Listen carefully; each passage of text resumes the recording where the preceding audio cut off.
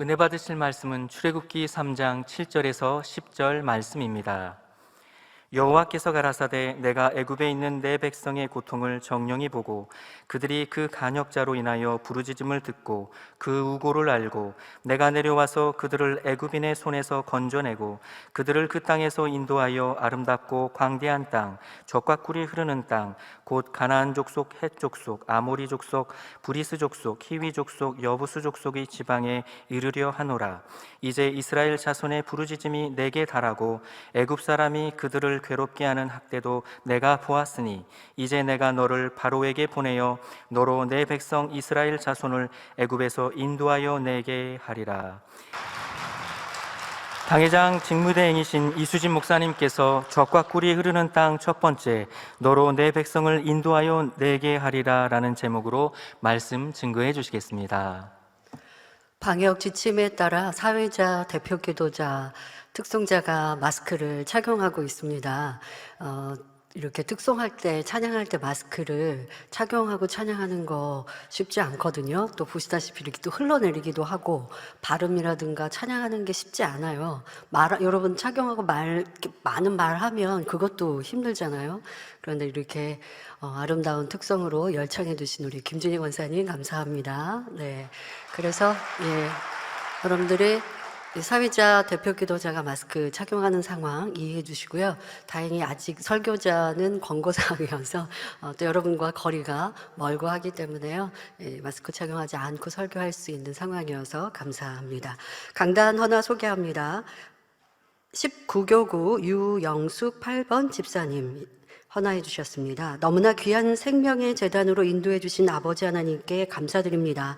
사랑하는 목자님을 통해 성경 66권의 말씀을 밝히 풀어주시고 푸른 초장 맑은 물가로 이끌어 주신 사랑에도 감사드립니다. 코로나로 인한 어려운 상황에서도 사업터를 지켜주시고 딸 김민선 자매는 임용고시에 합격해서 근무하고 있으며 아들 김민준 형제 또한 취업할 수 있어서 저희 가정에 행복이 넘쳐납니다.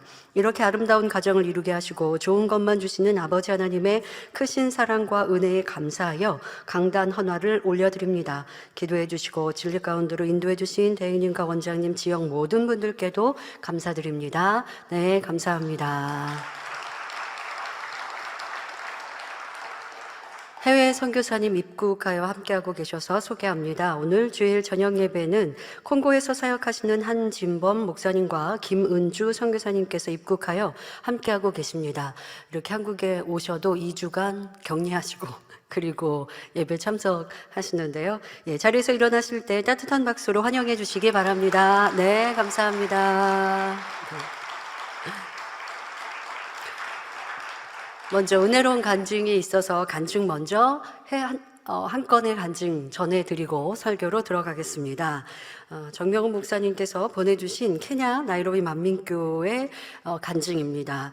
케냐 분이시고요. 38세 노먼 박사님, 의학 박사이신데요. 박사님 코로나 감염 치료 간증입니다. 지난 3월 22일 실비아 소이타 집사가 코로나에 감염된 동생 노먼 박사를 위해 사진 기도를 받으러 왔습니다. 이 동생분은 우리 만민의 성도는 아니었던 것 같아요. 설명을 보니 카톨릭 신자였다고 하는 상황입니다. 저는 마음의 주관을 받아 다음 날인 3월 23일 화요일 오전 11시에 기도받을 수 있도록 준비하라고 했습니다. 실비아 집사는 당회장님의 권능의 손수건으로 많은 환자를 치료하는 우리 정명훈 목사님의 사역에 대해 동생 노먼 박사에게 전했다고 합니다. 그러니까 여러분들 대신하여 기도를 받으신다고 하는 경우들이 있는데요. 그래도 가족이나 일가 친척, 형제 분들이 대신하여 기도를 받으시는데 기도를 직접 받으러 나오지 않은 가족이 그래도 이 권능에 대해 인정하고 내가 기도받고 있구나라는 사실을 알아야죠. 그냥 아무 사실도 알려주지 않고 기도를 받는 게 무슨 소용이 있습니까? 그건 여러분들 너무 억지스러운 여러분들이 바램이시라고 하지만 진리 안에는 맞지 않습니다. 근데 정명 목사님께 정확하게 주관을 받아서 기도받으러 오신 그 집사님에게 동생 하루의 시간을 벌어주신 거죠. 그리고 이 집사님은 하루의 시간 동안 이 권능에 대해 알려주시고 준비케 하신 겁니다. 그리고 나서 노먼 박사님은 어떤 분이냐면 개인 병원을 가지고 있는 의사분이십니다. 근데 올해 3월 22일 월요일 코로나19 양성 진단을 받으신 거예요. 치료하는 도중에 환자로부터 코로나 감염이 되었고 이로 인해 피로, 고열, 귀 통증, 잦은 기침 및 호흡 곤란 등 여러 증상을 겪었다고 합니다. 실비아 집사는 노먼 박사와 통화할 때마다 그가 심하게 기침을 했었다고 말도 하였는데요. 3월 23일 화요일이 되어 목사님과 통화를 하였습니다. 목사님께서는 카톨릭 신자인 노먼 박사가 평상시 하나님의 자녀가 되기를 원했기 때문에 기도하기 전 예수가 왜 우리의 유일한 구세주인지를 증거하고 그가 구원받기 위한 회개 기도를 하도록 했습니다. 짧은 시간 안에도 이렇게 해주셨는데요. 너무 감사하고 여러분들도 이렇게 기도 받으면 낫습니다만 하지 마시고 충분한 회개가 될 수 있도록 무엇을 회개해야 하는지 주의 종님들 일꾼들은 정확한 영적인 진단, 신방을 해주시고 그리고 기도 받는 분도 그렇게 할 수 있도록 시간을 갖고 충분히 영적인 관리를 해주셔야 합니다.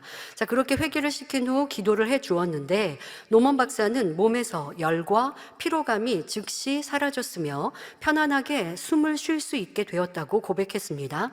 그리고 기도받은 다음 날인 수요일 그는 실비아 의사 되시는 그 남동생이 실비아 집사에게 전화를 걸어 몸 상태가 정상으로 돌아왔다고 고백하였습니다. 모든 코로나 증상이 사라졌고 전화 통화하는 동안 기침을 한 번도 하지 않게 되었습니다. 그리고 3월 27일 토요일 코로나 검사를 받은 결과 놀랍게도 음성 판정을 받았습니다.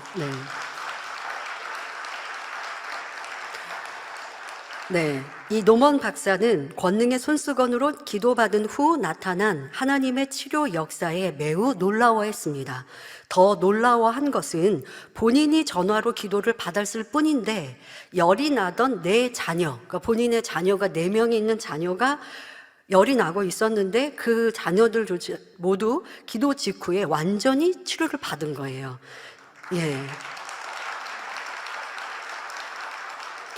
이 위대한 역사를 체험한 노먼 박사는 이 놀라운 일을 전해야 한다는 뜨거움으로 가득 찼습니다. 또한 자신을 코로나에 감염시킨 환자 있잖아요. 근데 그 환자는 이미 사망을 해서 묻혔다고 합니다. 그러니까 그런 상황을 기억을 하니 이 본인이 지금 하나님의 사람의 기도를 통해 자신이 살아났다라는 것이 너무 감사하고 그런 은혜를 주신 하나님께 감사하면서 이제 이 치료 이후 너무 기뻐서 많은 사람들의 마음에 믿음을 심어주기 원하고 있으며 자신의 간증을 본인이 지금 운영하고 있는 살고 있는 지역 보건소와 나이로비 보건부 그리고 전국의 최고 언론인에게 보내어 뉴스가 전달되기를 희망하고 있습니다. 그러니까 이런 좋은 중심이기 때문에 아버지 하나님께서 자녀들까지 이렇게 치료를 순간에 해주셨다라고 볼 수 있는데요. 노먼 박사는 성결의 복음과 이를 가르쳐주고 이끌어주는 나이로비 만민교회를 통해 변화되어 하나님 말씀의 증거가 되는 의사로서의 삶을 살기를 이제 고대하는 이런 순식간에 변화가 되었습니다. 또한 많은 사람들이 구원을 받을 수 있도록 돕기를 원한다 하였습니다. 노먼 박사는 이제 건강이 회복되어 자신 있게 진료 활동을 재개했습니다. 그는 가족과 함께 모든 영광을 아버지 하나님께 돌렸고 박수를 치며 은혜와 모든 영광을 아버지 하나님께 돌린다고 고백합니다. 치료하시고 응답하신 아버지 하나님께 모든 감사와 영광을 올려드립니다. 이렇게 의학 박사이신 본인이 코로나 감염이 되었고 또 감염을 시켰다기보다는 어쨌든 이렇게 전파가 된 환자는 이미 죽어버린 이런 상황이니 두려움도 있지 않습니까? 그런데 권능의 손수건으로, 그것도 전화상으로 기도를 받았을 뿐인데 바로 증상이 없어지고 또 자녀들까지 열이 나던 것이 사라지면서 온전히 치료받아서 이제 어찌하면 이 권능을 많은 사람에게 전할까 적극적으로 행하고 있는 모습, 아버지가 그 중심을 보시고 또 목자의 권능으로 순간에 치료해 주셨습니다. 정명 목사님은 지금도 활발한 권능의 사역을 이루고 계시고요. 또 이제 가능한 상황들 속에서 양떼들 만나시고 상담하시고 또 뭐 헌신 예배도 마스크를 착용하고 이렇게 자리도 자리 거리두기 하시면서도 활발하게 나이로비 만민교회와 아프리카 사역들도 이루고 계십니다. 다시 한번 감사를 드리고요. 우리 해외 선교사님께도 감사를 드립니다. 네, 감사합니다. 네. 말씀에 들어가도록 하겠습니다. 사랑하는 성도 여러분, 천하 만물을 창조하신 하나님께서는 일찍이 한 민족을 택하여 인간 경작의 섭리를 이루기 위한 모델로 삼으셨는데 그 민족이 이스라엘이었습니다. 그리고 이들의 역사를 기록한 것이 구약 성경이지요. 이스라엘의 역사를 통해 세상 모든 사람에게 하나님의 마음과 그 뜻을 나타내 보이길 원하신 것입니다. 하나님은 어떤 분이시며 우리 인생들에게 무엇을 원하시는지를 알려주시지요. 즉 하나님과 이스라엘 백성과의 관계에서 백성들이 어떻게 행할 때 축복을 받고 재앙을 당하는지를 살펴보면 하나님께서 우리 인생들에게 무엇을 원하시는지, 무엇을 기뻐하시는 뜻인지를 정확히 깨달을 수 있습니다. 오늘부터는 당회장님께서 2001년에 설교해 주신 젖과 꿀이 흐르는 땅이라는 주제의 말씀을 증거합니다. 이 말씀도 이스라엘 백성들의 역사 중의 일부분입니다. 하나님께서 이스라엘 백성에게 약속하신 축복의 땅 가나안을 정복해 가는 과정이지요. 하지만 이 말씀은 그저 이스라엘의 역사가 아니라 하나님의 자녀인 우리 모두에게 꼭 필요한 말씀입니다. 이스라엘 민족이 가나안을 정복하듯 우리가 천국에 이르는 과정 속에 벌어지는 일들과 무엇을 경계하고 어떤 마음으로 하나님을 의뢰하며 나아가야 하는지 깨달을 수 있지요. 우리는 이미 이 출애굽 과정을 잘 알고 있습니다. 그리고 가나안 땅을 정탐하고 또 가나안 땅을 취하는 과정도 잘 알고 있습니다. 얼마나 하나님의 그 놀라운 권능을 보여주시고 아버지 하나님께서 모세 선지자를 보장하고 계시는 그 증거를 무수히 보았음에도 오늘도 대표기도 해주신 것처럼 내 유익, 내 생각에 맞지 않으면 불평하고 원망하는 이러한 이스라엘의 백성들의 모습을 볼 때 우리는 참 왜 그럴까라고 생각이 되었지만 그것이 우리 인생의 마음이고 우리의 모습인 것을 깨달을 때 진정 변화될 수 있지 않습니까? 그러니까 이 말씀을 들으면서 답답할 때도 있겠지만 그 답답한 모습이 바로 내 모습이고 그러니 아버지께서 얼마나 안타까이 우리를 보실까?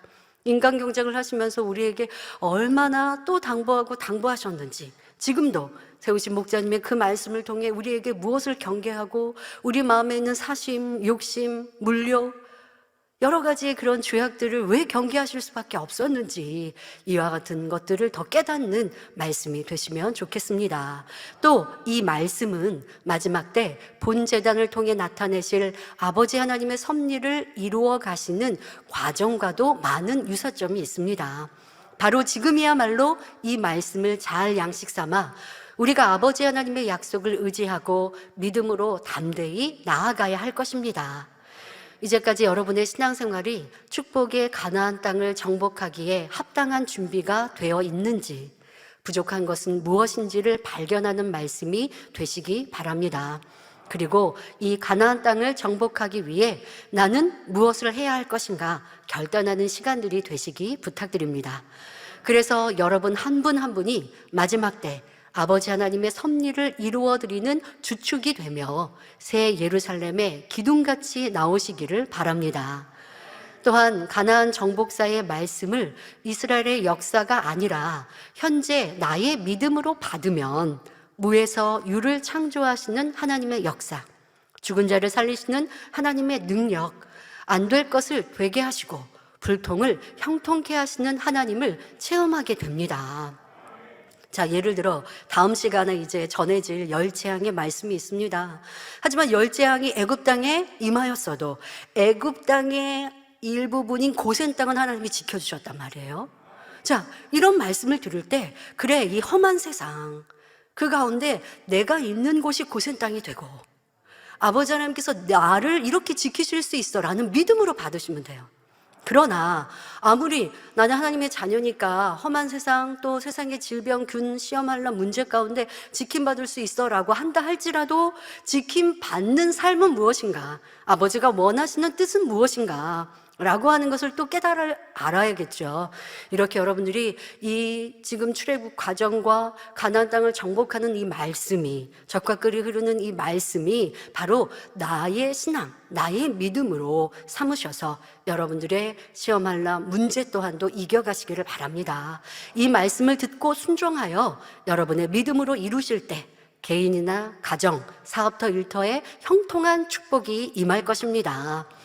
이스라엘 백성들이, 또 여러분들 이 말씀은 우리 교회, 주의 종님들, 앞서가는 일꾼들, 또 모든 성도님들, 우리가 가나안 땅을 정복하는 것과의 일맥상통하는 말씀이에요.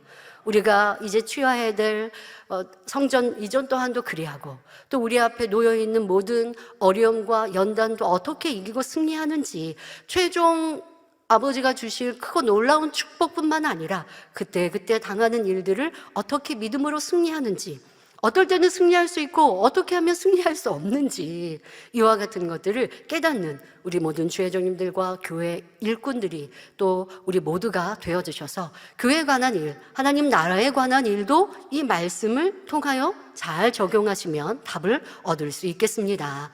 자, 이스라엘 백성들이 가나안 땅에 들어가기 전에는 애굽에서 400여 년이라는 오랜 세월 동안 괴롭힘과 종살이를 하고 있었습니다. 먼저 그 배경을 간략하게 설명하겠습니다. 하나님께서는 아담을 시작으로 인간 경작을 시작하셨습니다. 서론에 말씀드린 대로 온 세계에 하나님의 살아계심과 그 능력과 뜻을 전하는 도구로 한 민족을 택하신 것입니다. 그 시작이 바로 아브라함이지요. 그러니까 이스라엘의 시작이 아브라함입니다. 하나님은 아브라함을 부르시며 축복의 언약을 주십니다. 바로 이스라엘이라고 하는 민족을 택하시고 이루신다라고 하는 언약의 말씀을 아브라함을 통해 주신 거죠. 창세기 12장 2절에 보니 내가 너로 큰 민족을 이루고 내게 복을 주어 내 이름을 창대케 하리니 너는 복의 근원이 될지라. 그러니까 믿음의 조상 아브라함을 축복하심과 함께 바로 아브라함의 믿음으로 순종함을 통해서 이스라엘의 축복을 언약해 주신 것입니다. 창세기 12장 7절에 여호와께서 아브라함에게 나타나 가라사대 내가 이 땅을, 바로 가나안 땅을 내 자손에게 주리라 하신지라 기록되어 있습니다. 이때는 아브라함이 75세에 하나님의 부르심을 받고 본토 친척 아비집을 떠나 가나안 땅에 잠시 머물렀을 때입니다. 아직 민족을 이루거나 한 부족을 이룬 것도 아니었지요. 그런데 하나님은 아브라함에게 이스라엘이 애굽에서 400년간 종살이 할 것과 그 후에 되어질 일까지도 미리 알려주셨습니다. 창세기 15장 13절부터 14절에 여호와께서 아브라함에게 이르시되 너는 반드시 알라. 내 자손이 이방에서 객이 되어 그들을 섬기겠고 그들은 400년 동안 내 자손을 괴롭히리니 그들이 섬기는 나라를 내가 징별할지며 그 후에 내 자손이 큰 재물을 이끌고 나오리라 말씀하셨습니다. 그리고 세월이 흘러 아브라함이 100세가 되었을 때에 하나님의 약속대로 독자 이삭을 낳았습니다. 그리고 아브라함의 아들 이삭은 쌍둥이 두 아들 에서와 야곱을 낳았는데 그중 에서가 장자로서 하나님의 축복을 받을 권한이 있었지만 그는 하나님의 축복을 소중히 여길 줄 몰랐습니다. 그 축복의 권한을 배가 고파 죽겠다 하며 팥죽 한 그릇에 팔아버렸지요. 그만큼 귀히 여기지 않고 소홀히 여긴 것입니다. 여러분이 생각할 때 에서가 참 미련하게 보이죠. 하지만 나는 에서와 같지 않은가 우리는 생각해 보아야 합니다. 히브리서 12장 16절에 음행하는 자와 혹 한 그릇 식물을 위하여 장자의 명분을 판 에서와 같이 망령된 자가 있을까 두려워하라 한대로 영적인 축복을 사모하지 못하고 망령되이 행한 에서를 하나님께서는 외면해 버리셨습니다. 하지만 오늘날도 이런 에서와 같은 모습이 많이 있는 것을 봅니다. 돈 벌어야 하기에 명예, 권세 때문에 주의를 지키지 않고 또는 사사로운 이유로 사명을 버린 사람들도 있습니다. 여러분, 사명을 버렸다는 건 이름만 갖고 있으면 사명을 내가 귀히 여긴다 보시면 안 돼요. 이름만 갖고 있고 그 사명을 감당하지 않는 것, 이것도 버린 것이죠. 하나님이 주신 귀한 사명과 세상 것, 자신의 감정과 바꿔버립니다. 절대 그래서는 아니 되어지죠. 천국에 가면 하나님이 주신 이 사명이 얼마나 귀한 것이었고 축복이었다는 것을 알 수 있을 텐데 현재 당장은 그 상급이 눈에 보이지 않으니 육의 것과 바꿔버리는 것입니다. 에서와 같은 모습이지요. 반면 동생 야곱은 영적인 축복을 사모하며 그 축복을 받기 위해 끝까지 침노하는 하나님 앞에서 합당한 중심을 가진 사람이었습니다. 하나님께서는 이 야곱의 후손들을 통해 장차 하나님의 섭리를 이루기로 작정하시고 긴 세월 동안 야곱을 연단하셨으며 연단을 통해 야곱에게는 이스라엘이라는 새 이름을 주셨습니다. 그리고 그 후손들이 바로 하나님의 백성, 선민, 이스라엘 민족인 것이죠. 그런데 이때까지는 아직 이스라엘의 후손이 한 나라를 세울 만큼 큰 민족을 이룬 것이 아닙니다. 애굽에 들어갈 당시에도 그 일족의 수가 70명에 불과했습니다. 이 미약한 부족을 한 민족으로 만드시기 위해 하나님께서는 측량할 수 없는 지혜 가운데 일을 진행해 나가셨습니다. 한 나라를 건설하기 위해서 하나님이 친히 역사에 가신 것입니다. 먼저 이스라엘의 바로 야곱의 11번째 아들 요셉을 당시의 강대국 애굽에 들어가게 하신 후 요셉을 통해 애굽을 큰 재앙에서 구원하게 하셨지요. 12아들이 있는데 하나님은 왜 요셉을 택하십니까? 요셉만이 이 귀한 사명을 감당할 수 있기에 요셉을 택하신 것입니다. 자, 그런데 이 귀한 사명을 감당하려면 말로 할 수 없는 어려움과 연단도 믿음으로, 기쁨으로, 감사로 승리해야 되거든요. 그것을 아무나 할 수 있는 게 아닌 거예요. 그런 여러분, 연단은 축복이고요. 내게 축복이 연단이 왔으면 아버지가 나를 그는 만드셔서 크게 사용하시는구나. 그와 같이 믿음으로 받으면 좋잖아요. 근데 연단을 짜증, 불평하면 그건 내 죄로 연단받으니 축복으로 임하지 않을 것이고. 그러니까 여러분, 우리는 아버지 앞에 택함받기를 원해요. 쓰임받기를 원해요.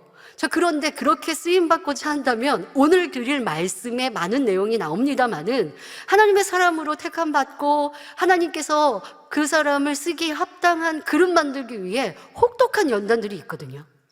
그 연단도 감당할 수 있겠는가? 스스로에게 한번 물어보십시오. 핍박도, 어려움도, 모욕도, 거짓 누명도, 죽음의 위협까지 떨어진다 할지라도 나는 오직 아버지 하나님을 붙들고 갈 수 있는가? 기쁨과 감사로, 변함없는 기도로 주신 말씀을 조금도 변개하지 않고, 그런 사람이야말로 하나님의 사람으로 택함받고, 그런 사람은 아버지가 만드셔서 토기장이로 멋진 그릇으로 만드셔서 귀히 쓰시고 영광을 받으십니다. 그런 사람이 바로 11번째 아들 요셉이었습니다. 자, 하나님은 요셉을 종으로 팔려가게 하시고 또 모함을 받아 감옥으로 가게 하십니다. 하나님이 요셉과 함께 하시고 형통하게 인도하신다 하면서 왜 지켜주지 않으십니까? 이 어려움과 고난의 과정이 하나님의 프로그램 안에 있기 때문입니다. 이 몇 주간 하나님의 프로그램이라는 말씀 여러분들 드리고 있습니다. 아버지 하나님의 계획과 섭리라는 말씀을 드리고 있어요. 사람의 생각과 눈으로는 알 수 없는 아버지 하나님의 계획하고 섭리하신 큰 그림을 볼 수 있고 깨달을 수 있다면 참 축복인데요. 그런데 여러분, 당장 그것이 보이지 않는다 할지라도 아버지 하나님께서 보여주신 많은 증거가 있으면 주신 말씀을 붙들 수 있는 이런 믿음의 사람, 좀 깨어있는 사람이 되어져야 하겠고요. 그리고 그렇게 기도하세요. 아버지 하나님의 뜻을 깨닫게 해주세요. 아버지 하나님의 섭리와 그 프로그램을 영적인 눈을 가지고 알 수 있게, 이것 또한도 영안이 열려야 가능해요. 무엇을 영의 세계를 보아서가 아니라 영적인 그런 깨우침은 성령님께서, 아버지 하나님께서 주시거든요. 그런 사람은 어려움 중에도 기뻐하고 감사합니다 막 믿음으로 보이는 거예요. 자, 이러한 믿음의 눈을 갖는 사람들을 통해 아버지는 그 일들을 이루시고, 그런 사람이 바로 요셉이었고, 요셉은 아버지 하나님이 계획하신 그 프로그램 안에서, 그런데 그 프로그램을 당장 딱 열어보니까 시험인 것 같고 연단인 것 같고 어려움인 것 같고 누명인 것 같고 종으로 팔려가고 감옥으로 떨어지는데, 근데 이게 아버지 하나님의 계획과 섭리고 프로그램이라는 거 여러분들 아시죠? 이렇게 영적인 시야를 가집시다. 하나님이 지켜주시면 하나님의 만약에 요셉을 하나님이 지켜주셔서 노예로 팔려가지 않고 종살이 하지 않고 또 깊은 감옥, 왕의 죄수를 가두는 깊은 감옥에 떨어지지 않도록 지켜주신다 하면 하나님의 큰 뜻이 이루어지지 않으니 요셉이 종으로 팔려가게 두시고 또 애매히 오해를 받아 감옥에 가게 하나님은 놔두신 것이에요. 그래야 하나님의 섭리 가운데 30살 젊은 나이에 왕 다음 가는 치리자가 될 수 있고, 그 큰 애굽과 이방 나라까지 살리며 치리할 수 있는 모든 능력을 갖출 수 있기 때문입니다. 여러분, 우리는요 그냥 감나무에서 감 떨어지기를 바라고 입 벌리고 있는 신앙들 참 많습니다. 절대 하나님은 그렇게 공의 없이 눈물로 심지 않고 거두게 하시는 일은 없어요. 그러면 원수마귀사단이 회방하기에 천지만물의 주제이신 하나님, 심판자의 하나님으로 인정받을 수 없거든요. 정확한 공의로 움직이십니다. 시험과 연단을 믿음으로 이기면 그에 따르는 엄청난 축복을 주시는 거지, 시험 환난을 믿음으로 승리하지 않는데 권능 주시고 축복 주실 수는 없는 거거든요. 요셉이 이와 같이 어려움을 기쁨과 감사함으로 견디고, 그 안에서 또 중요한 게 뭐예요? 요셉이 성실히 그 일들을 다 감당했어요. 여러분, 우린 착각해서 안 돼요. 하나님이 이루신다고 하셨으니까 나는 기도만 해야지. 아닙니다. 기도하면서 성실히 우리가 행할 것을 행해야 하는 거예요. 그런데 그렇게 행할 것은 진리 안에 벗어남이 없어야 하는 것이고, 요셉은 노예로 팔려가 보디발의 집에 종살이를 할 때도 성실히 일하니 가정 총무가 되었고, 그러니 큰 살림을 하면서 경제라는 것을 배우고 터득한 것이고, 그래서 애굽의 총리가 되어서도 그 일을 감당할 수 있었다라는 거, 여러분 여러 차례 많은 말씀을 드렸습니다. 여러분 삶에도 적용하세요. 아버지 하나님, 저 세상에도 뛰어난 사람 되기 원합니다. 인정받는 사람 되기 원합니다. 라고 기도하고 고백하면서 나는 성실히 행하고 있는가? 내가 하고 싶은 거 다 하고 내가 원하는 대로 하면서 그러면서 성공하길 바란다면 그럴 수는 없잖아요. 절제도 해야 되고 나를 다스릴 수 있어야 되고, 부자가 되기 원하면 저축도 해야 되고, 먹고 싶은 거, 입고 싶은 거, 갖고 싶은 거 때로는 포기도 해야 되고, 그러면서 모으고 갖고 이렇게 행하듯이 여러분들의 삶에서도 내가 아버지 앞에 기도하는 것뿐 아니라 진리를 행하면서 육적인 성실함이 부족한 것은 무엇인지 요셉을 통해서도 깨우쳐 가시기를 바랍니다. 자, 요셉이 처음 종으로 팔려갔을 때는 큰 집의 총무로서 제반 모든 일을 감당하여 경제를 배우게 하셨습니다.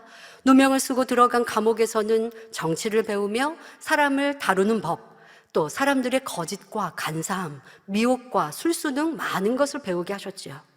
98, 99년을 지나면서 다니자매 설교 말씀 중에 그런 설명을 해주셨습니다.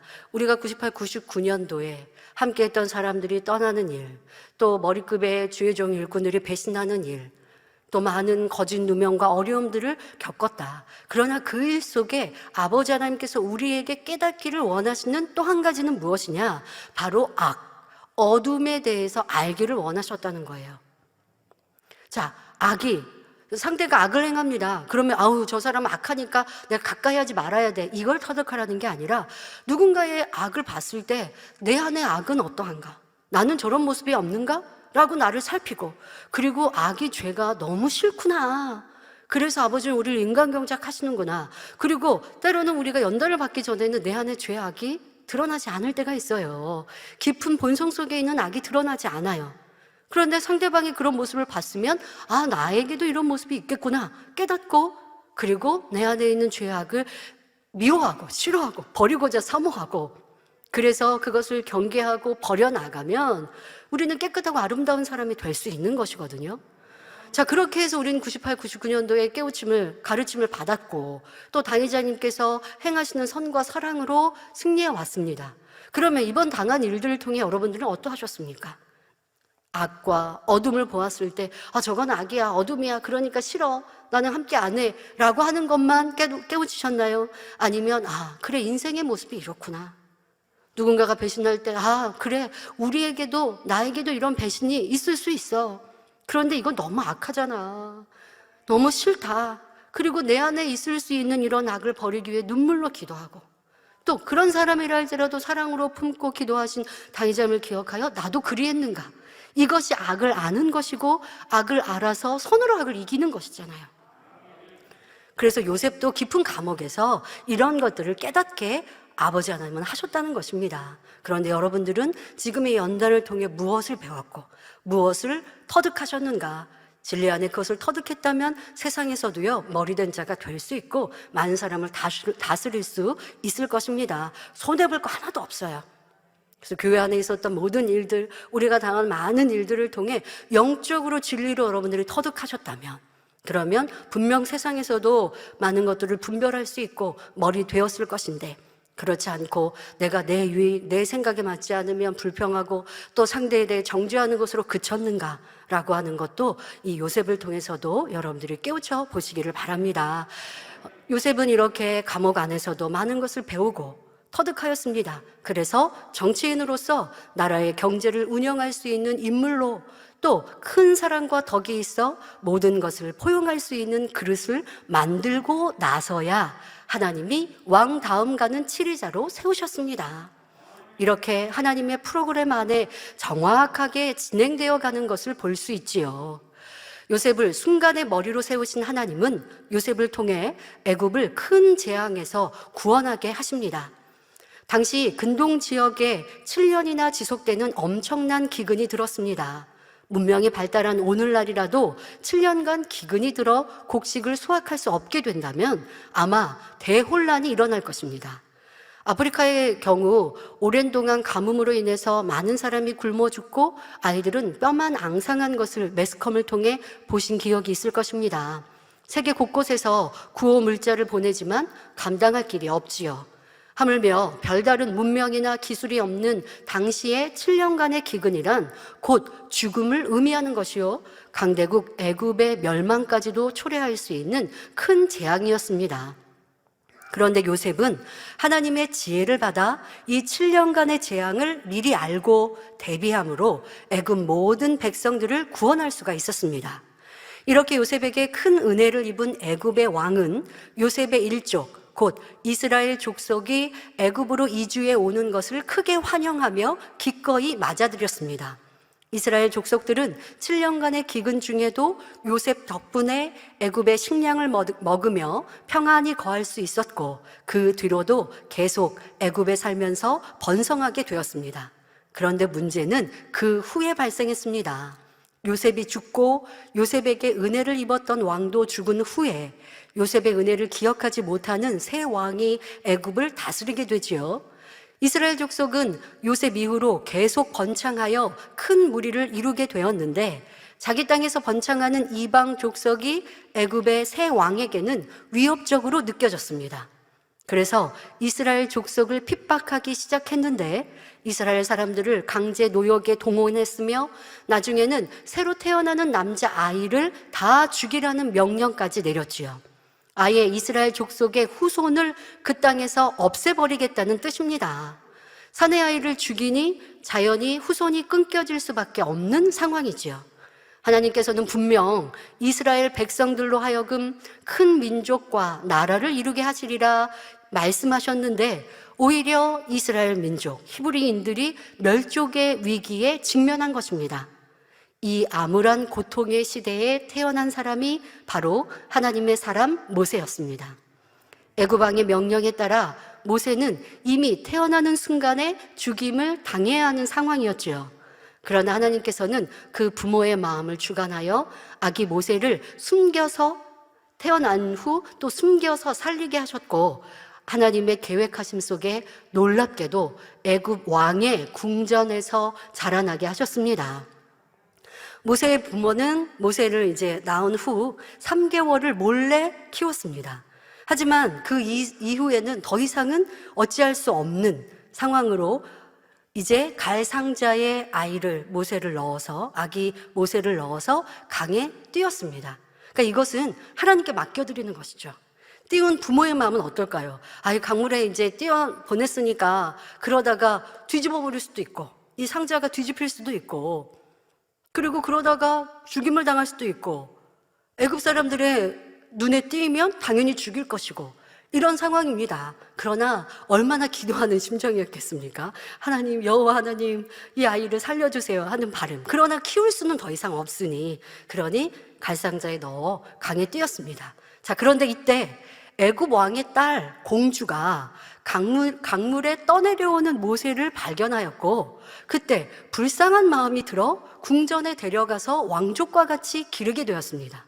자, 여러분이 성경을 자세히 상고해 보면 하나님이 이미 만세 전에 조그만 일까지도 다 맞춰 놓으신 것을 볼 수가 있지요.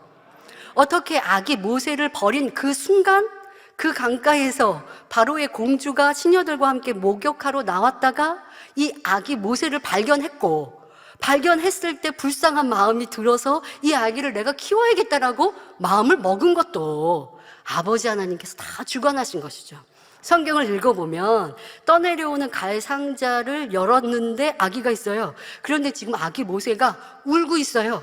울고 있는 아기를 볼 때 이 공주가 불쌍히 여기는 마음을 갖게 되었고, 그래서 데려다 키운 것이죠. 자, 이것은 우연의 일치도 모세가 운이 좋아서도 아니라 전부 하나님의 만세전의 계획하심 속에 들어있었고 그대로 진행된 것입니다. 여기에 더욱 놀라운 것은 하나님의 간섭하심 가운데 모세의 친어머니가 모세의 유모가 되어 모세를 친히 길렀다는 것입니다. 사람이 성장할 때, 아기 때 굉장히 중요하다고 하죠. 아기 때의 성품도 모든 것들이 만들어지는데요. 그 아기 모세를 친어머니가 기른 것입니다. 만약에 친어머니가 아닌 다른 여인이 길렀다고 하면 어찌 모세에게 창조주 하나님, 아브라함의 하나님, 이삭의 하나님, 야곱의 하나님을 심어줄 수 있었겠습니까? 모세가 애굽인이 아니라 히브리인 이스라엘 족속임을 알려줄 수 있었겠나요? 오직 친어머니만 할 수 있었는데 하나님은 친어머니가 모세의 유모가 되어 모세를 친히 기르게 하신 것입니다. 이 모든 과정은 결코 우연이 아니라 오직 전지전능하신 하나님께서 섭리 가운데 이루어내신 일들이지요. 장차 하나님의 섭리를 이루어갈 모세를 죽음에서 건져내시고 바로의 궁전에서 좋은 교육을 받는 동시에 친어머니로부터 자기 민족과 하나님에 대한 교육을 철저히 받을 수 있게 역사하신 것입니다. 강대국 왕자의 자리에 있으면서도 그 자리에 만족하고 안주하는 것이 아니라 고난받는 동족에 대해 고민하던 모세는 마침내 큰 사건을 겪게 됩니다. 애굽 사람이 이스라엘 사람을 매질하는 것을 보고 그만 애굽인을 죽이게 된 것입니다. 자신은 애굽의 왕자이지만 이스라엘 백성이 자기 핏줄이고 동족이지요. 그러니 이스라엘 사람을 괴롭히는 애굽인을 죽인 것입니다. 이로 인해 광야로 도망하는 신세가 된 모세에게는 이제 강대국의 왕자로서 누리던 모든 영화도, 기름진 음식과 호화스러운 생활도 사라지고 대신 거칠고 험한 광야 생활이 펼쳐집니다. 자신의 앞날에 대한 계획이나 자기 민족에 대해 가지고 있던 소망도 물거품처럼 사라지고 말았습니다. 처음에는 너무도 비참하고 불안하며 자신의 상황에 낙담했을 것입니다. 그러나 하루가 지나고 이틀이 지나면서 왕자로서의 자존심도 자신감도 사라지고 그저 평범한 양치기로서의 생활에 적응하게 되었지요. 또 처가살이에 적응하며 눈치도 보면서 섬기는 것을 배우며 자신을 낮추고 깨어지게 됩니다. 마치 예전의 삶을 잊어버린 것 같습니다. 성도 여러분, 어떻게 보면 이제 모세는 하나님의 역사를 이루는 데 있어서 너무도 쓸모없는 사람이 되었습니다. 그나마 왕자로 있을 때는 담대하여 자신감도 있고 권세가 있으므로 이스라엘 백성들을 위해 무엇인가 큰 일을 이루어 줄 수도 있었습니다. 그러나 지금은 자기 생명조차 위협받는 도망자요, 하나님을 위해 할 수 있는 것이 없는 보잘것없는 사람일 뿐이었지요. 그러나 이것이 하나님의 계획하심이요, 하나님의 사람들을 하나님께서 연단하시는 방법입니다. 여러분들이 이런 영적인 법칙을 깨달으시면 우리가 연단의 때에 그냥 세상말 한번 써볼까요? 납작 엎드리면 돼요. 나 죽었어. 변론하고 이유되고 맞니 틀리니 할 필요 없이 거짓 누명이 들리든 누가 나를 이랬다 저랬다 하든 그냥 다 내 탓으로, 나는 오직 아버지 앞에 묵묵히 기도하며 내 안에 감정이 있는지 불편함이 있는지 그 상대가 미운지 싫은지 이런 상황이 너무나 답답하고, 어떤 경우는 여러분들 내 안에 악이 있으면요, 누가 나를 모함합니다, 아니면 거짓말을 합니다, 말을 지어냅니다, 나를 나쁜 사람 만듭니다, 그럼 막 화가 나죠. 따져 물어야 되죠. 이게 다 악한 감정이잖아요. 그런데 연단을 받을 때 그런 일이 있으면, 아 그래 내가 부족해서이지, 뭘 따져 물어, 아버지 앞에 맡겨드리고 나는 기도할 뿐이지 하고 내 안에 있는 불편함, 감정, 미운 마음, 속상한 마음, 이런 마음들을 도리어 회개하고 돌이키고 나 죽었어 하고 내가 죽어지고 깨어지고, 이런 감정들, 악한 마음들을 버리기 위해서, 왜 내가 이렇게 힘들고 어려운 일들을 만났지? 왜 저 사람은 왜 나를 이렇게 힘들게 하지가 아니라, 그래 나를 보니까 연단 받을 만해. 왜? 불편함도 있고 미움도 있고 속상한 마음도 있고 괴로운 마음도 있고 따져 묻고 싶은 마음이 있고 싸우고 싶은 마음이 있고, 그래 내 안에 이런 악이 많구나. 그래 내가 이거 죽어지자 깨어지자 하면 여러분들이 그 연단의 때를 이기는, 빠르게 승리할 수 있는 지름길로 들어선 것이고, 그렇지 않고 불편하고 짜증나고 속상한 대로 입으로 내고 충만함 잃고 기도 쉬고, 그러면 연단의 때에 계속 연단 받다가 어떤 사람은 믿음을 잃어버리기도 하고 믿음을 팔아버리기도 하고. 자, 여러분들 하나님의 사람의 연단을 받는 것, 하나님이 나를 직접 연단하시지 않았던 내 안에 죄악이라 할지라도 똑같이 이해하시면 돼요. 내가 연단을 받을 때 내 마음이 어떠한가? 기뻐하고 감사하고 나를 인정하는가? 아니면 누구 탓, 이렇게 힘들고 환경 탓하고 있는가? 그러면 나는 내 죄악으로 받는 연단이니 또 계속 죄악 가운데 연단을 받을 것이고, 또 죄악, 담은 계속 쌓아갈 것이고, 그러나 그 시간을 이기는 방법은 내 탓이요 하고 죽어지고 깨어지고 나를 돌아보면, 여러분 내 죄악으로 받는 연단도 신속히 끝나고 아버지의 사랑이 임할 것입니다. 자, 하나님의 사람들의 연단을 한번 볼까요? 다윗도 처음에는 백성들이 얘기하죠. 사울은 천천히요 다윗은 만만히로다 하며 백성들의 존경을 받았습니다. 그런데 사울의 시기로 도망자의 신세가 되니 한낱 목숨을 유지하기 위해 침을 흘리며 미친 척도 해야 했습니다. 사람들이 괄시하고 잡아 죽이려 하며 왕에게 신고하니 또 도망해야 하는 등 별 볼 일 없는 사람으로 만들어 놓으십니다. 하나님께서 낮추시죠. 하지만 이 연단을 통해 깊은 선과 큰 마음을 이루어 훗날 나라를 부강케 하며 하나님께 사랑받는 왕이 될 수 있었지요. 사도 바울도 마찬가지입니다. 로마의 시민권을 가질 수 있는 부요하고 명예 있는 가문에 학문도 뛰어난 최고의 가말리엘 문화에서 지식을 닦았습니다. 부족할 것 없어 보이는 건강한 청년이었지요. 그런 사도 바울이 주님을 만나고 나서는 모든 걸 버려야 했습니다. 명예도 버리고 로마 시민권도 사용치 않으며 자기의 배웠던 모든 것을 무로 돌립니다. 그런데 하나님은 여기서 멈추지 않으시고 바울을 돌에 맞아 버려지는 신세로도 자기 민족에게 손가락질 당하며 멸시 천대 버림받는 자리까지 떨어지게 두십니다. 하지만 그런다 해도 바울은 낙심하거나 원망치 않고 더욱 하나님만을 의지하며 하나님과 깊은 교통을 이루니 위로부터 능력과 힘을 얻어 하나님의 일을 할 수 있는 자로 변신하는 것을 봅니다. 처음부터 권능이 주어진 것이 아닙니다. 연단을 받아 깨어지는 만큼 능력이 주어지고 또 많은 핍박과 어려움을 당하면서 더욱 불같이 기도하며 연단을 잘 승리하니 권능을 주셨습니다. 그런데 하나님은 바울에게 가시를 주시기도 하셨습니다.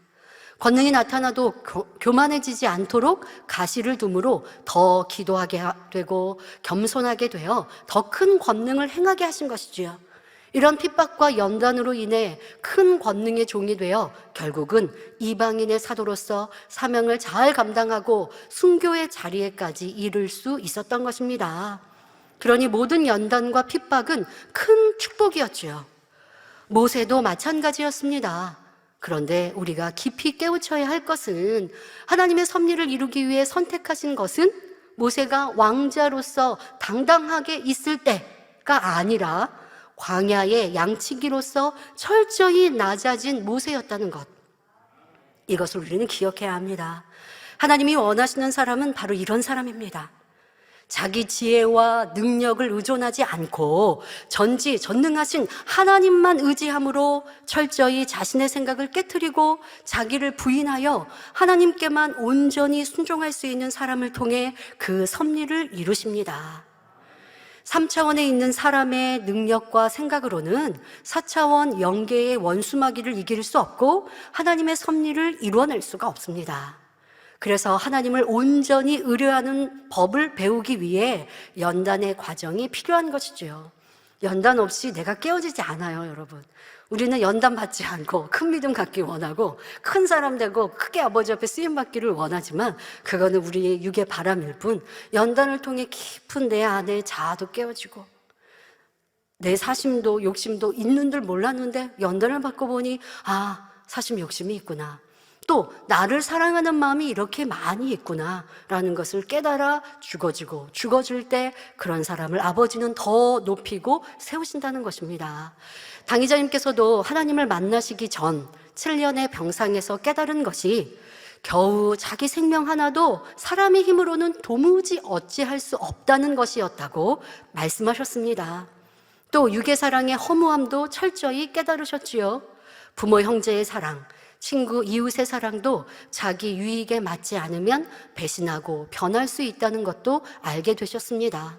가정의 행복도, 장래의 소망도, 스스로에 대한 자부심도 당의자님은 이렇게 철저하게 계획하시는 대로 또 이행하시는 분이시거든요. 원체 성격이.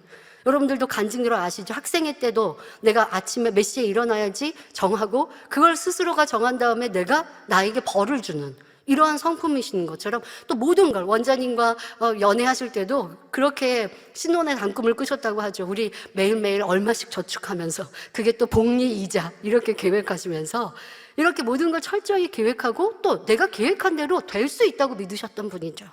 그런데 그 모든 것이 산산이 부서지고 정말 나는 아무것도 아니구나 철저하게 깨달았을 때 그때서야 하나님께서는 당회장님을 만나주셨습니다. 그러니 7년이라는 이제 병상 끝에 이 모든 것을 깨닫고 철저히 사람을 의지할 수도 없고 내 자신을 믿을 수도 없고 오직 여호와 하나님만이 나를 살리신 분, 모든 것을 하실 수 있는 분, 그분을 의뢰하게 되신 것입니다.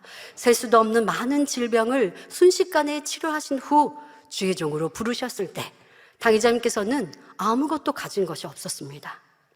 개척할 돈도 설교할 언변도 없었고 주의 종으로 신학교를 가기에는 나이도 많고 무엇보다 공부할 수 있는 기억력이 전혀 없는 데다가 내성적인 성격에 너무나 많이 부끄러움을 타니 이 또한 큰 문제였지요. 그런데도 하나님께서는 당회장님을 부르시고 그러니까 육으로는 할 수 없는데 이제는 육으로 할 수 없다라고 할 때 부르시는 거예요. 그전에는 내가 할 수 있는 계획도 멋진 포부도 있었는데 그 모든 것을 이제는 할 수 없구나라고 철저히 깨달았을 때 또 영육간에 이제는 아무것도 없을 때 부르시고 그리고 순종할 때 한 걸음 한 걸음 인도하심으로 권능의 종으로 만들어 주셨습니다.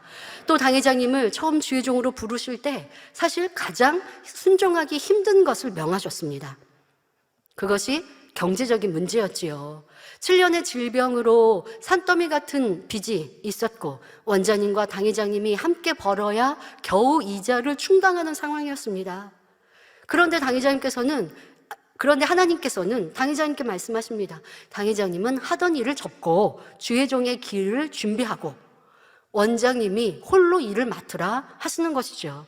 그러면서 또 축복도 아버지 하나님이 주시죠. 그러면 둘이 벌었을 때보다 더 크게 축복해 주시리라 하셨습니다. 내가 순종하면 누르고 흔들어 넘치게 축복해 주어 쌀독에 쌀이 떨어지지 아니하고 돈께에 돈이 떨어지지 않게 축복해 주리라 하신 것입니다. 당회장님과 원장님은 말씀대로 순종하셨습니다. 여러분, 혹간 아버지 하나님이 저에게 음성으로 말씀하시면 저도 순종할 수 있을 것 같아요 하십니까? 그렇지 못해요. 아버지 하나님은 음성으로 말씀해 주지 않아도 성경 66권의 말씀에 우리 가운데 축복의 언약을 주셨어요. 그걸 내 말씀으로 붙들고, 문제는 뭔지 아세요? 순종하느냐 안 하느냐예요. 순종하지 않아서 우리가 축복을 받지 못하는 것이지, 하나님은 나한테 축복의 언약 안 주셨잖아요. 나에게 축복 주시면서 이렇게 해라라고 하시면 전 순종할 것 같은데요, 순종 못해요. 당회장님께 주신 이 축복의 말씀과 순종하라고 하신 말씀은 어려운 거예요. 그런데 나를 치료해 주신 하나님을 전적으로 믿기에 그대로 순종하셨습니다. 그렇게 순종하고 나니 두 분이 버는 것보다 몇 갑절로 축복해 주셔서 몇 달 안에 그 많은 부채를 다 갚게 역사해 주셨습니다. 그렇게 경제적인 문제를 해결해 주셨지요. 주의 종으로 부르실 때 또 말씀해 주셨습니다. 내가 어디를 가나 아버지 하나님, 내가 함께하며 강을 건너며 산을 건너 바다를 건너 내가 가는 곳마다 기사와 표적으로 내가 함께함을 증명하겠다 하셨고 그대로 이루어 주셨습니다. 이렇게 아버지 하나님께서 이루어 주실 수 있었던 것은 당회장님께서 육의 무익함을 철저히 깨닫고 나는 할 수 없고 오직 하나님만이 하심을 중심에 깨달아 온전히 순종만 하셨기 때문입니다. 또 어떠한 어려운 연단에서도 조금도 원망하거나 믿음을 잃지 않고 오직 하나님을 기쁘시게 하는 선과 사랑, 믿음의 행군만 이루셨기에 가능한 것이었습니다. 이렇게 하나님께서는 사람의 방법, 자신의 능력이 아니라 하나님의 뜻대로 행할 수 있는 순종의 사람을 찾으십니다. 여러분들에게도 지금 찾고 계세요.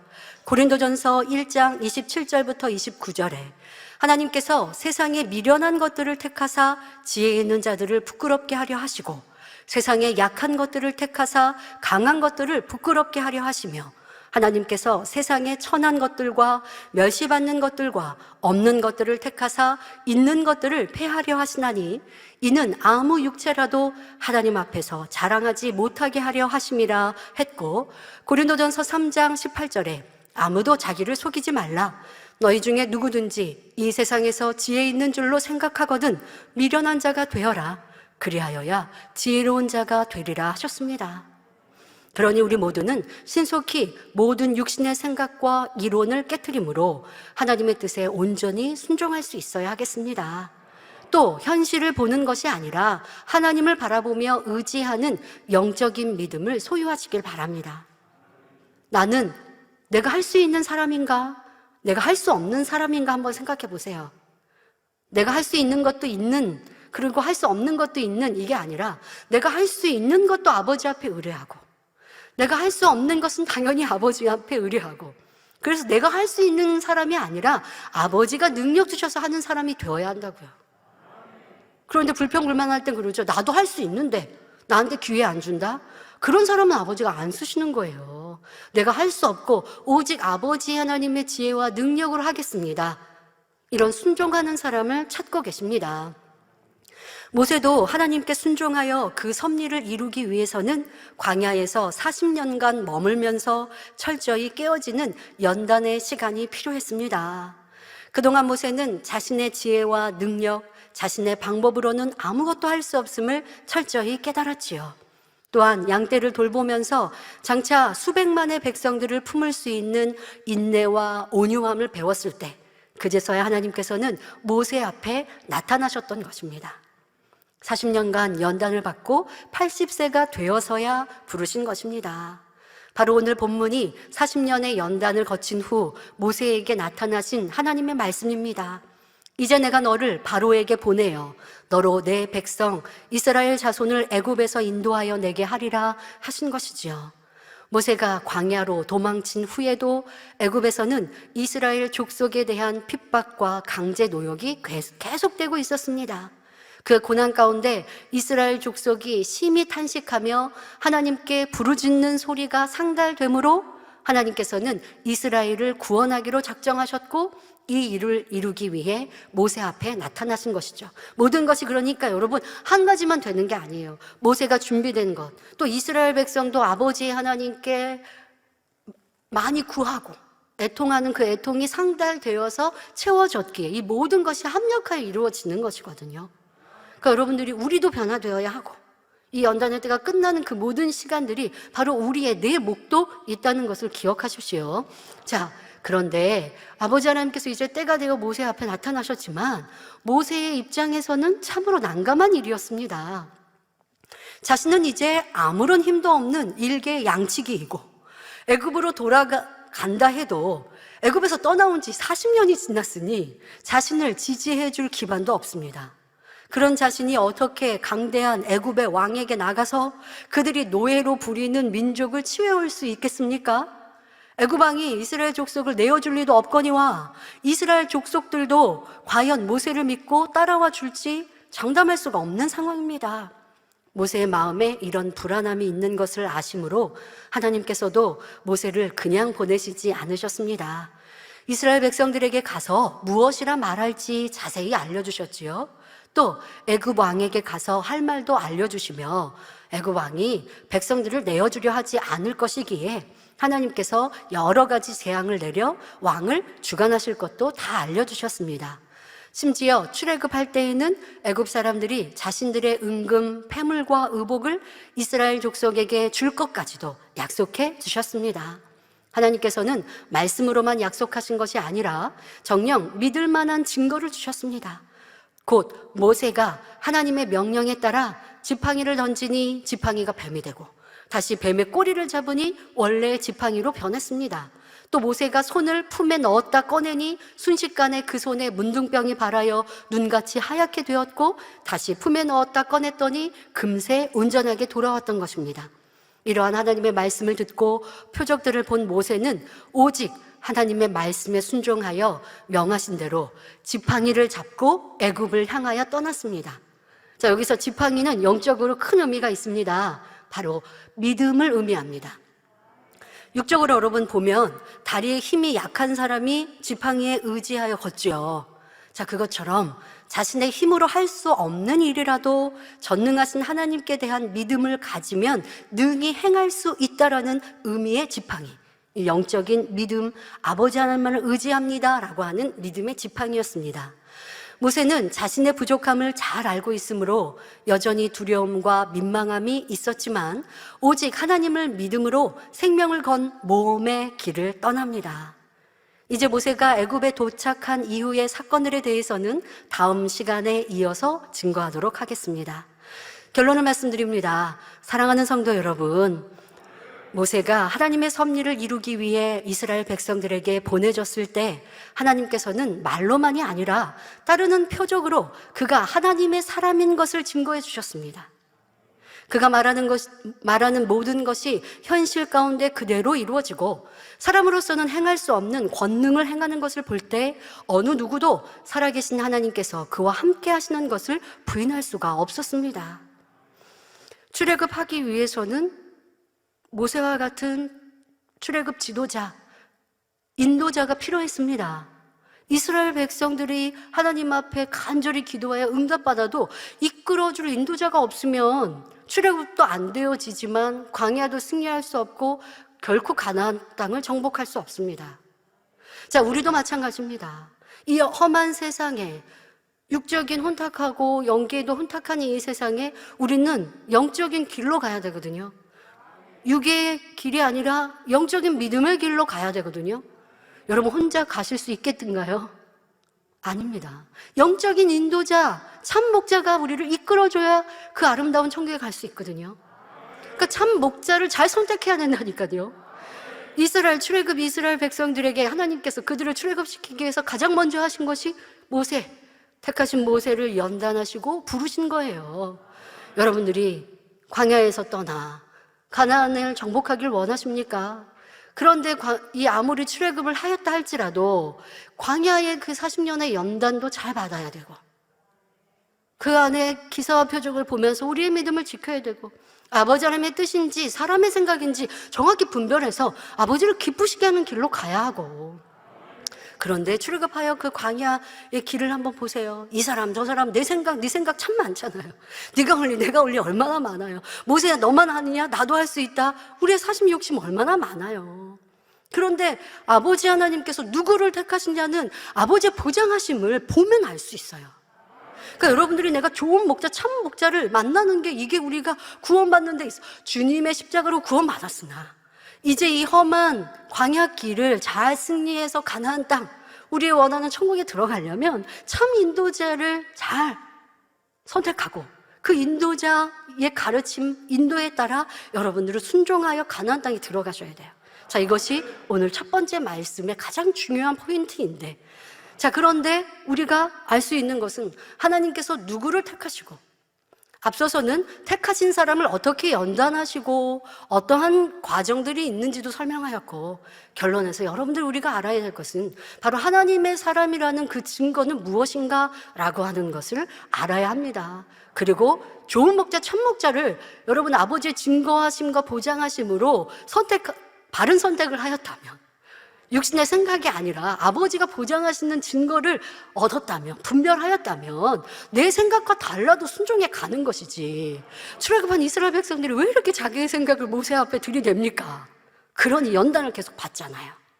그런 우리가 정확한 답을 얻어야 할 것입니다.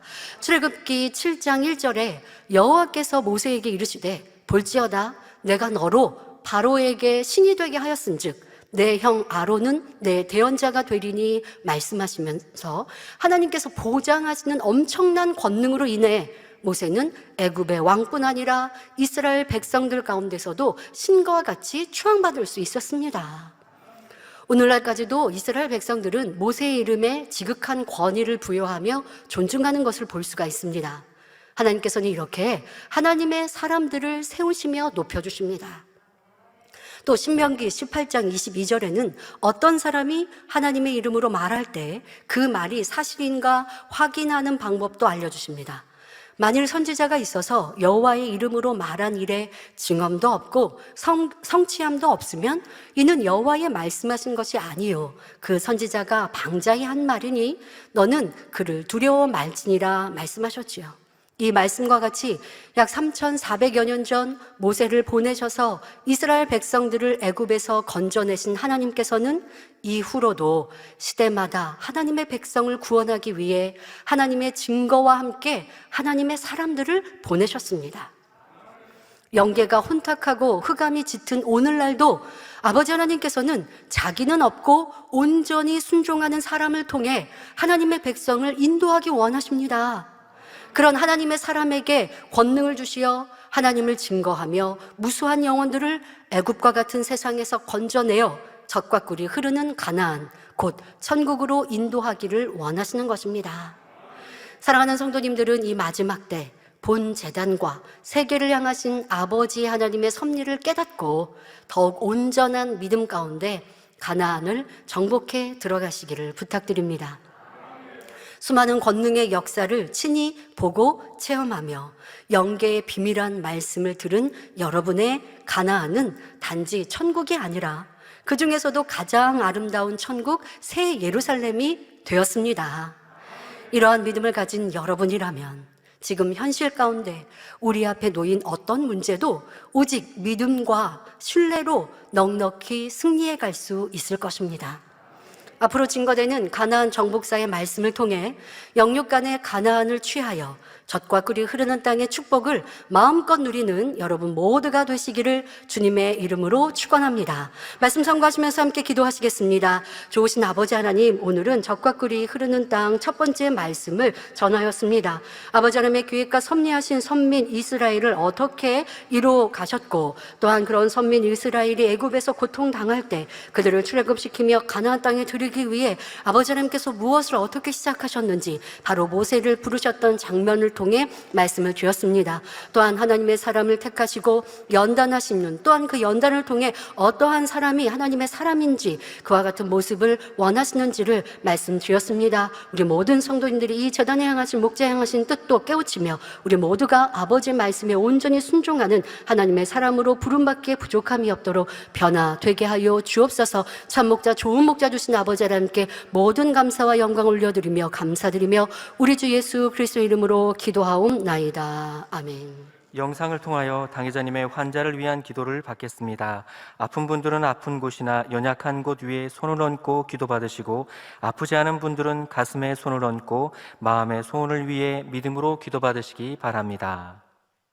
할렐루야. 전능하신 사랑의 아버지 하나님, 이 시간 기도받는 모든 성도님들 위해 안수하여 주옵소서. GCN과 인터넷과 화상을 통해 기도받는 지교회와 지성전, 그리고 전세계 하나님의 자녀들 위에도 시공간을 초월하여 역사하여 주시기를 원합니다. 믿어지는 믿음을 주시고 부정적인 생각과 의심의 세력을 물리쳐 주옵시며 모든 시험 환난도 물리쳐 주옵소서. 머리부터 발끝까지 오장육부, 뼈, 마디마디, 온몸의 신경, 조직, 세포 등 아픈 곳마다 성령의 불로 태우시고 근본의 빛으로 역사하여 주옵소서. 예수 그리스도의 이름으로 명하노니 원수마귀 사단, 모든 질병, 균, 연약함아 물러가라. 빛이 임하라. 모든 불치, 난치병도 성령의 불로 태워 깨끗하게 역사하여 주옵소서. 말라리아를 비롯한 모든 풍토병도 물리쳐 주옵소서. 감기, 기침, 열, 몸살, 독감 등 각종 유행성 질병도 다 물러가라. 어떠한 유행성 질병, 균도 틈타지 않게 지켜 주옵소서. 위암, 폐암, 간암, 유방암, 자궁암, 대장암, 피부암 등 각종 암과 에이즈, 백혈병, 뇌졸중, 고혈압, 저혈압, 심장병, 폐병, 위장병, 당뇨, 부인병, 피부병, 갑상선 질환과 모든 염증도 깨끗게 하여 주옵소서. 소아마비, 중풍, 관절염, 디스크도 온전케 하여 주옵소서. 요통, 두통, 신경통을 비롯한 모든 통증은 사라질지어다. 간질, 자폐증, 우울증, 조울증, 노이로제 등 모든 정신질환도 물러가라. 모든 마비된 것도 풀어지고 일어나 걷고 뛸지어다.